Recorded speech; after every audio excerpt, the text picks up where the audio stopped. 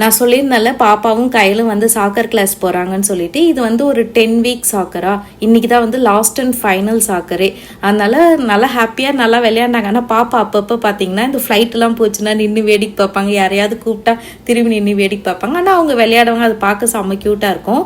அப்புறம் விளையாண்டு முடிச்சிட்டோன்னே கொஞ்சம் ஸ்நாக்ஸ்லாம் கொடுத்தாங்க. இது லாஸ்ட் ஃபைனல் மேட்ச்ன்றதுனால அவார்ட்லாம் கொடுத்தாங்க.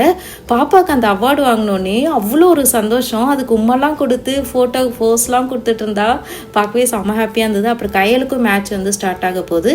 கையல் டீமில் வந்து எடுத்தோடனே கோல் போட்டோன்னே அவளுக்கு செம்ம ஹாப்பி. அப்புறம் அவளும் வந்து விளையாடி 2-3 கோல்லாம் போட்டா. அவள் இன்னும் ரொம்ப ஹாப்பி ஆகிட்டா, கோல்லாம் போட்டோம் அப்படின்னு சொல்லிட்டு. அவளுக்கும் இது லாஸ்ட் ஃபைனல் மேட்ச்ன்றதுனால அவார்ட்லாம் கொடுத்தாங்க. அப்புறம் வெடிக்கும் போது அந்த பேப்பர்லாம் வரும்ல, அந்த பேப்பர்லாம் வெடித்து ஜாலியாக என்ஜாய் பண்ணாங்க. ஆனால் கடைசியாக அந்த பேப்பர் அவங்க தான் க்ளீன் பண்ணாங்க, ஏன்னா நெக்ஸ்ட் பேட்ச் வந்து விளையாடணும் அப்படின்னு சொல்லிட்டு. அப்புறம் இது ஃபைனல் மேட்ச்ன்றதுனால பீஸா பார்ட்டியோட